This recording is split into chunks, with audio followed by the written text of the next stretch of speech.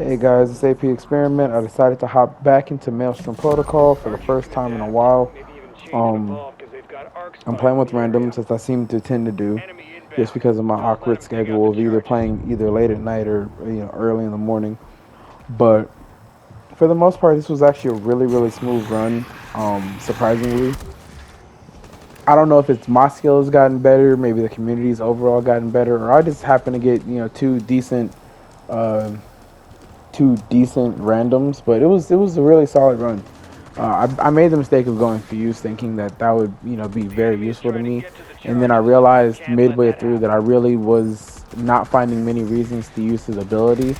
And again, maybe for people who obviously do use Fuse a lot via either whether it's from past experiences in Siege and or in this game, they obviously find a lot more opportunities to use his ability. I personally didn't know when to use it, so I kind of ended up holding on to it a lot during this run, and I think that might have been maybe, I don't know if it was just a problem or if it's just something that probably should have happened.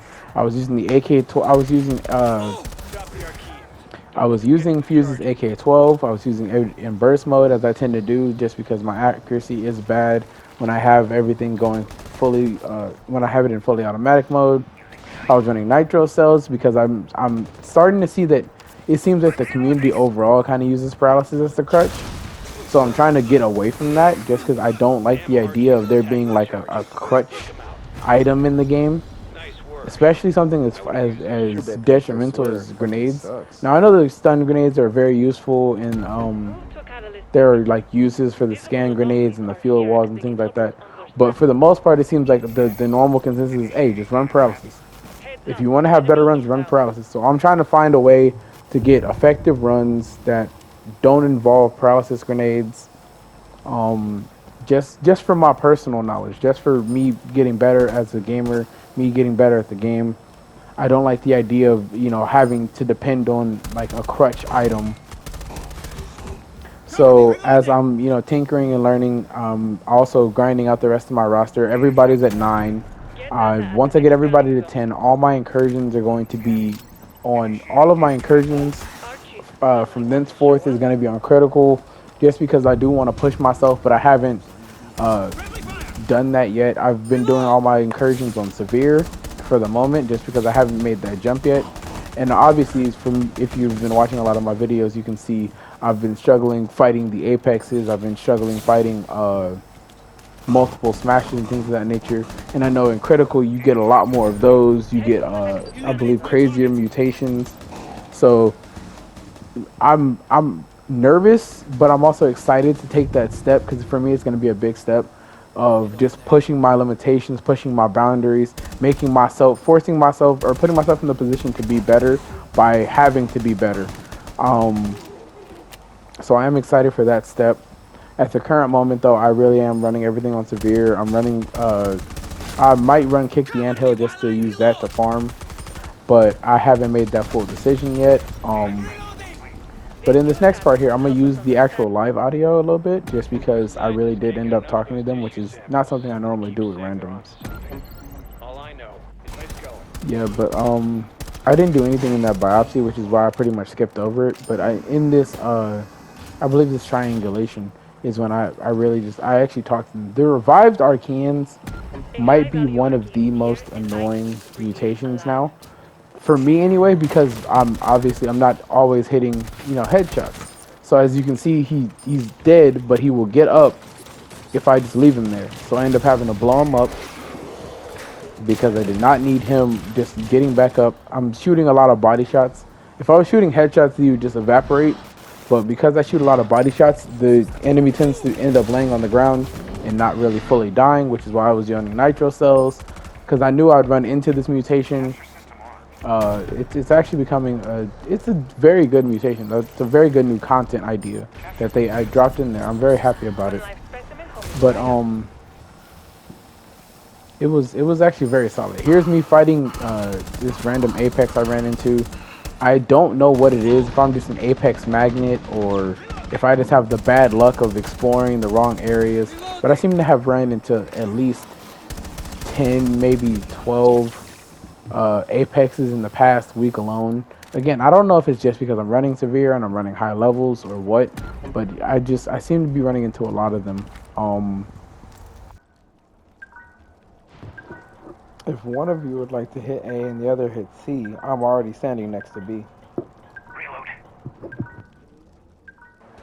I made sure to cut around because most of my commentaries are post commentaries. I made sure to cut around the part where I actually did speak to the randoms. As you can tell from our health, we were all pretty much low. We had all gone down a couple times. Luckily, we did have a rook on the team, so we had a lot of down but not out moments. But as you can tell from our health, we didn't have a lot of health. We were 5 objectives in. I think we had ran into a whole lot of smashers and sowers, random spikers, feral grunts, smashers, the apex that you saw me shoot. It's just we had like we were running pretty much a gauntlet, and because we're not a team with comms, or because we're a team of randoms and there really wasn't many comms that we were giving out, a lot of it was just us either pinging stuff or us having to handle things on our own. Of course, it did seem like we had moments just like this one where we are in sync and we're kind of working together, but that's just, people playing the game as it's supposed to be played as a kind of a tactical shooter. We were all close in the vicinity of each other, and it was kind of like a silent understanding of what we're supposed to do. We wanted to make sure we didn't lose the asset for the rescue, because that is literally the most toxic thing, or the most annoying thing about rescue, is that if you focus on the enemies will focus on the asset.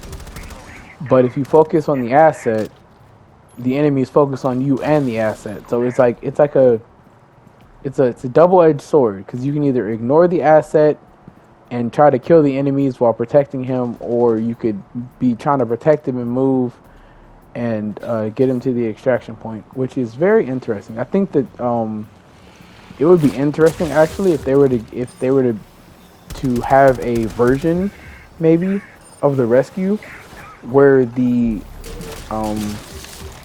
person being rescued maybe also has a pistol. That would be quite interesting, where it's like you have your pistol and there's like an AI that shoots, even if they shoot like kind of slow. I think that would be kind of an interesting concept to have. Maybe it's just me, because I'm always trying to think of something new. We had so many crazy moments right here where we're literally fighting enemies while just trying to put this guy inside the containment center. That guy went down twice. I'm like turning around trying to figure out where all these enemies are coming from. We had a tormentor randomly pop up on us, and I'm literally just on guard. The armored nest for this rescue was absolutely the most annoying part, simply because we couldn't just shoot the nest. You have to run up and you have to do takedowns to it because you can't shoot it. I didn't have nitro cell, so I couldn't just throw a nitro cell over there and blow it up like I normally would. I ended up going down, but my teammate picked me up. We got more plates because we did have the rook, and he grabbed the ability recharge. We kind of made sure to feed him the ability recharge, as seems to be the the general plan for things like this. We did the shutdown, right? You would think, all right, cool, I'll put mine down. I thought my teammates were right behind me, but obviously they went down. I dropped the router. I'm trying to figure out where he is, because I really do want to keep this going. I thought maybe we could do the entire run, because I do believe at this point we were at 7. So we were 2 off of a full run, full diamond run, which is all 9. So I thought we were, even with our low health, I thought we were doing pretty crazy, because I thought we would have got dropped at maybe like 5 or 6, or maybe even level 4. But then we ended up losing it all. Everybody's getting knocked down. Everybody's getting taken out. And that's exactly how that ended. We ended 7 in. We completed 6. It was a good run though. Craziest run I think I've had with randoms where I actually was alive. Catch y'all on the next one.